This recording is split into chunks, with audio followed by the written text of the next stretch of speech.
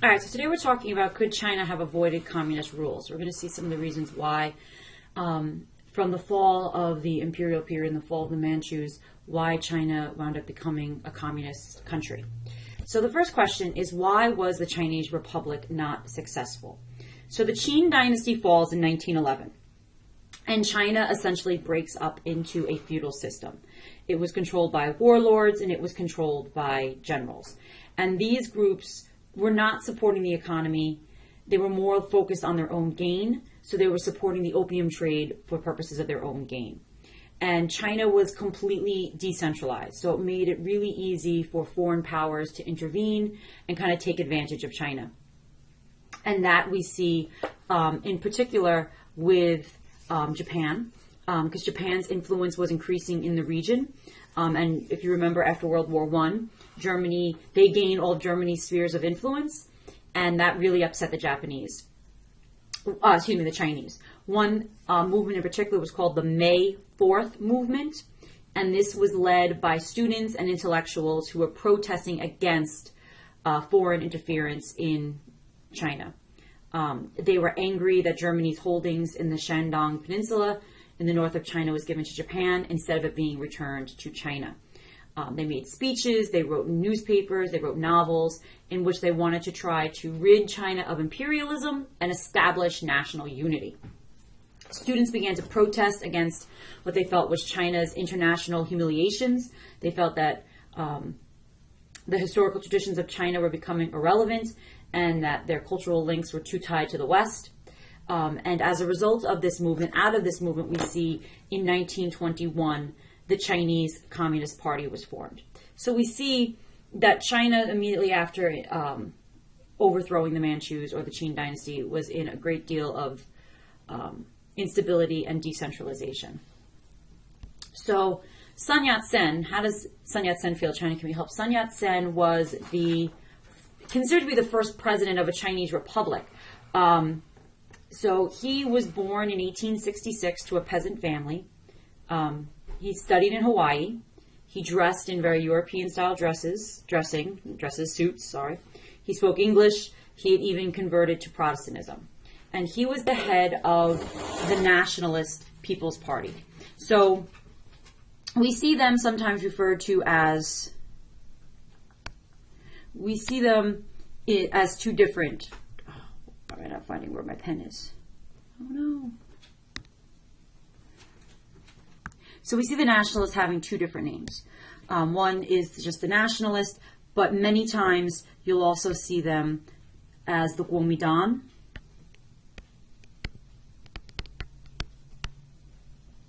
Okay, so this was the title for the Nationalist Party. Now, he was the head of this party. Now, originally, there was collaboration between the nationalists and the communists, and many members of the Chinese Communist Party actually joined the Kuomintang. And both organizations, the Kuomintang and the Chinese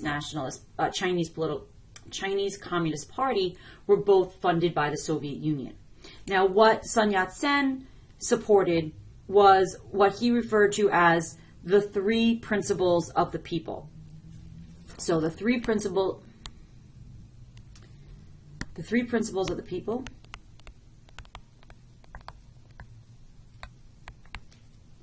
And those three things being nationalism. He thought one of the major problems that China was having was the fact that China was so decentralized and that people were not thinking about China first. He also felt that China was in a position of what he referred to as a hypo colony, that instead of having been, beholden to one mother country, and that one mother country feeling a sense of responsibility to help build up the infrastructure and make the country stronger, instead, because China had been divided into spheres of influence, it was kind of picked apart by all these multiple mother countries, and none of those mother countries felt like they really had any responsibility to their country, to their colony of China. So that allowed them just to exploit the heck out of China without giving China any type of benefits whatsoever. The second thing he emphasized was democracy. And the third thing was livelihood. And livelihood is your ability to make money, to earn a living, and to support yourself. So these are the three things that he supported. Now, Sun Yat-sen is not going to be the president of China, of a Chinese republic, for very long, because he's going to die. I forget what year he dies, but he dies really before you can kind of start to see a real consolidation of power in China. He's succeeded by this man here. His name is Chiang Kai-shek. So did Chiang Kai-shek live up to the ideals of democracy, nationalism, and livelihood? So when he comes to power in 1928, he did come to power with the desire to carry out the three principles. Now, he had studied in a Japanese military academy. He had fought in the 1911 revolution to overthrow the Qing. He commanded in China's military academy, and he became the leader of the Kuomintang after Sun Yat-sen's death. So he was an advocate of what he called the Neo-Confucian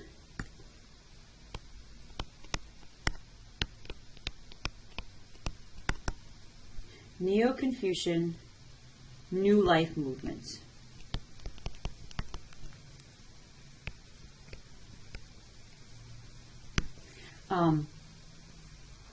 And which was active in the 1930s.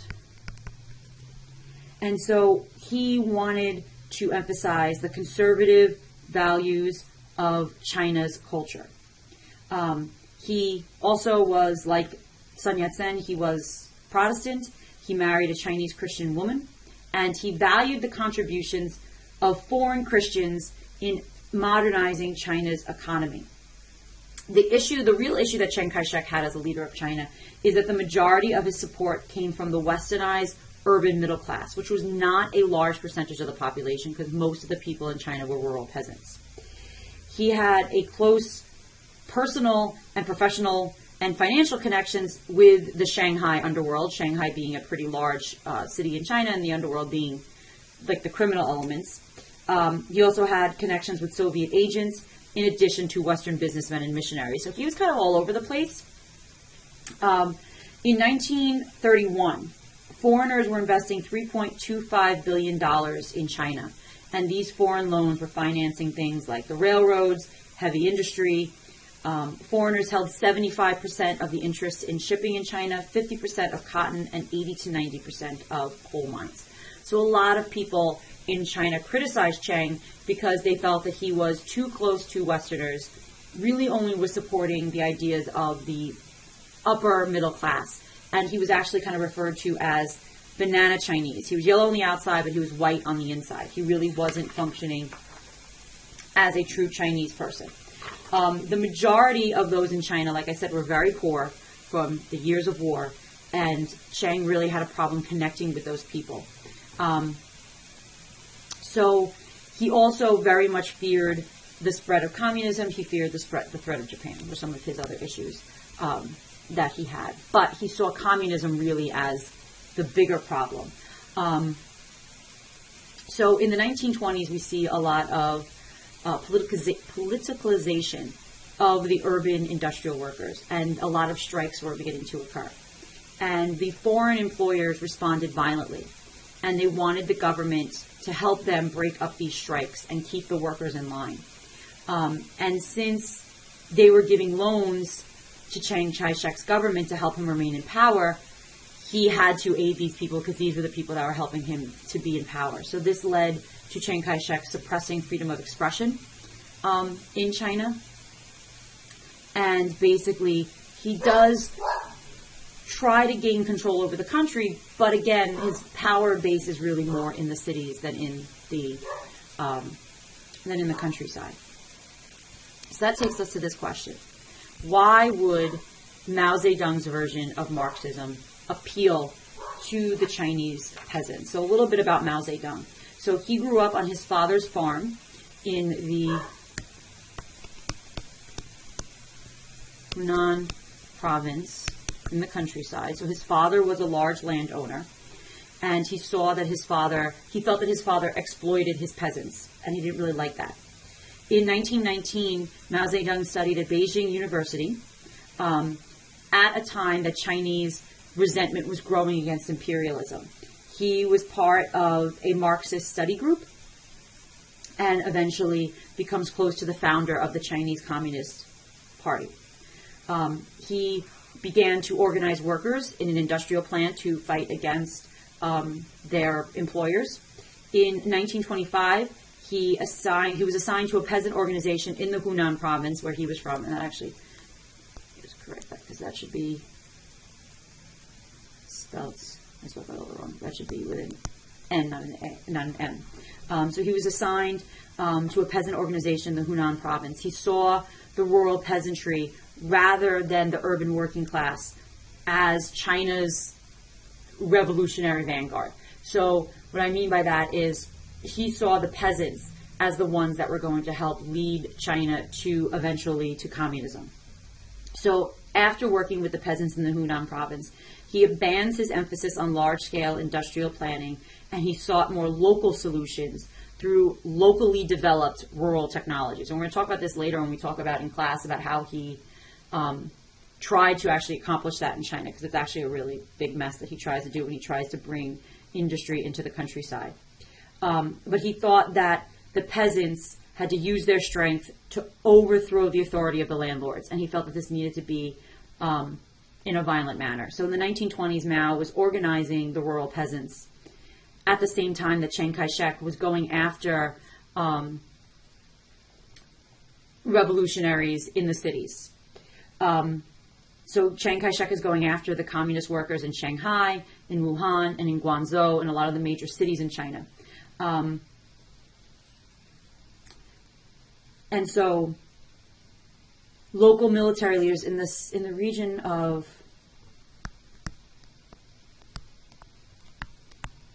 Changsha, local military leaders and the nationalists joined with the local landlords to kill thousands of peasants who they felt like weren't paying their rents and who were trying to take land away from their landlords. So in 1928, only 32,000 union members in China were loyal to the Communist Party. In 1929, only 3% of party members were members of what we would call the proletariat. So if they were going to gain support, they really needed to look to the peasants. So Mao's core group of supporters began to grow in the border areas near Hunan. And then other communist leaders who had been driven out of the cities were joining them. And they instituted what were called Soviets, same term as the Soviet Union. And the Soviets were local communist councils. But the difference is in the Soviet Union, the Soviets were workers' councils in the factories. In China, they were peasant councils who were focusing on rural administration. So they were doing things like redistributing the land, trying to improve farming methods, bring literacy and education, while indoctrinating the people to their new view of communism. And they began to recruit and train a guerrilla army. And the Communist Party in China realized that the peasants were the key to them coming to power, and so they treated them with a great deal of respect. And you can see this is a young Mao Zedong. And here we see this is a quote from Mao where he says, the Kuomintang. So another way, I spelled Kuomintang with a G. It's sometimes also spelled with a K. So the same thing as the nationalists. So the Kuomintang is a regime which has replaced the old warlords with new ones, subjecting the working class and the peasantry to an even more ruthless economic exploitation and political expression. And this is a famous quote from Mao.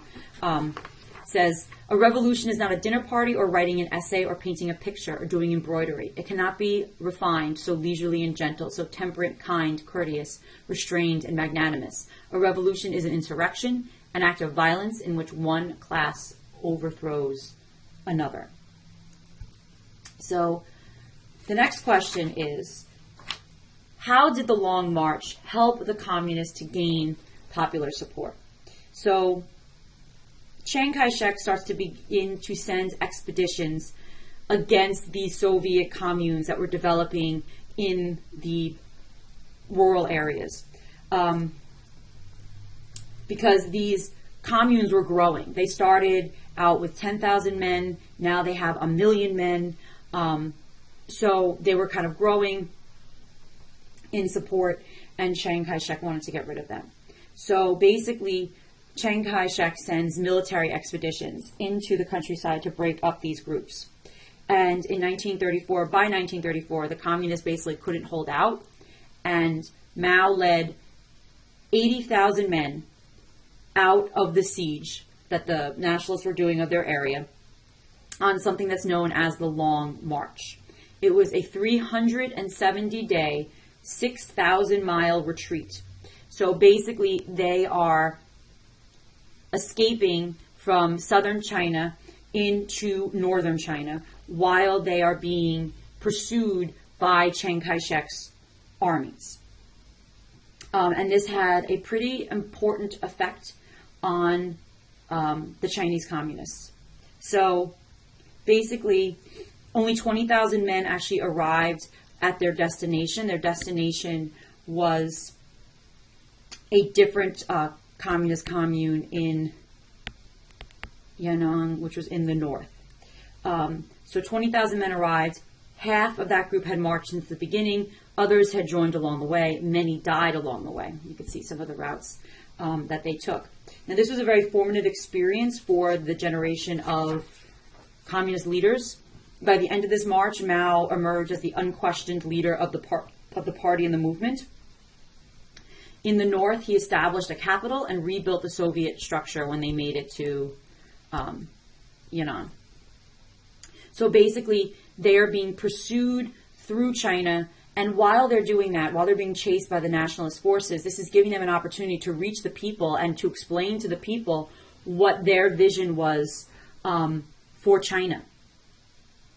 When they got to Yan'an, they began to induct the soldiers into agricultural work. They began to redistribute the land. They encouraged things like handicrafts. They established newspapers and schools. They began to train people in medical programs.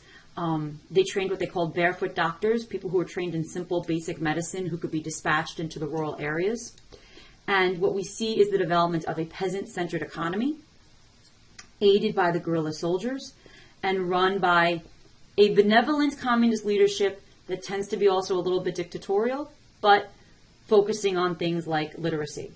So now, the question is, why on this long march was this so, even though it was long and painful and difficult as they were being chased by the communists, by the nationalists, why was this actually a benefit for the communists in the long run? So like I said before, as they were being pursued, the communists were getting their messages out to the rural peasantry. Also, because there was such a respect amongst the communist government for the rural peasants, the communist soldiers were told that they were not allowed to requisition any food, they weren't allowed to take anything from the peasants, they were to be polite, they were to be courteous, and they were then to move on. Chiang Kai-shek's nationalist army was not very well disciplined and not very well paid, and they were allowed to have free reign when they came into villages. So they were stealing food, they were, harming the people, and so that helped to raise the prestige for the communists. So here we see, this is a poem about the Long March from October of 1935. The Red Army fears not the trials of the march. Holding light 10,000 crags and torrents, the 5 ridges like winds like gentle ripples, and the majestic Wu Ming roll by globbles of clay. Warm the steep cliffs, laughed by the waters of the golden sand. Cold the iron chains spanning the Tattoo River. Mishan's 1,000 leagues of snow joyously crossed. The 3 armies march on, each face glowing. So the question is, how would Chiang Kai-shek's policies towards the communists actually lead to their support? So again, Chiang Kai-shek really only controlled the rural areas of China. The rest was controlled by various different warlords. His goal was to try to eliminate the communists. So basically, in 1931, like I said, many of the communists were forced to flee south, and then they were forced on this long march. They were able to gain and spread their ideas, and they were seen as the better, kinder people. Now also, remember, during World War II, the two sides basically kind of like agreed to disagree. But as it was getting closer to the eventual Japanese invasion, So in 1936, there were many generals that were kind of getting upset with Chiang Kai-shek and his methods, and they threatened to kill him if he didn't join in the fight against the Japanese. Because for Chiang, he felt the Japanese are a disease of the skin, it can be cured. The communists are a disease of the soul, it affects the whole body. So many people felt that Chiang Kai-shek kind of underestimated the threat of Japan because he was so focused on the communists, and the generals were getting really upset because they felt that he wasn't doing enough to try to prevent the Japanese from coming in and beginning their invasion and taking over. So when in 1937 Japan attacked and we had the rape of Nanjing, this made the Chinese resistance stronger. And so the communists and the nationalists basically had to agree to disagree. Now the communists used guerrilla warfare. They were fighting in the north. Chiang used a scorched earth policy, which really harmed the civilians. So when Japan is defeated in 1945, a full-scale war is going to break out between the communists and the nationalists. The U.S., we aided Chiang Kai-shek, and the USSR pretty much stayed out of it until the last week of the war. They did enter into Manchuria, and they took some of the region's military and industrial equipment and gave it to the communists. The communist forces were well disciplined. They were supported by the countryside, and they were able to defeat the nationalists. So in 1949, the nationalists were driven to Taiwan, which there they claimed their government in Taiwan as the true government of China. This is actually the flag of Taiwan. And the symbols of it, the 12 points of the white sun represent the 12 two-hour periods of the day. The three colors of red, white, and blue stand for the three principles of the people: nationalism, democracy, and social well-being and livelihood. It also represents, so it has all these representations, but the government of Taiwan claimed that they had complete control over China. Obviously, the people in China did not agree with that. The country, China today, still kind of claims control over Taiwan, so that's actually still in conflict today. But the question is, was Chiang Kai-shek the right man, Sun Yat-sen the right man to save China, and Chiang Kai-shek in that respect as well? Could China in the end have managed to avoid communist rule? Could it have been possible?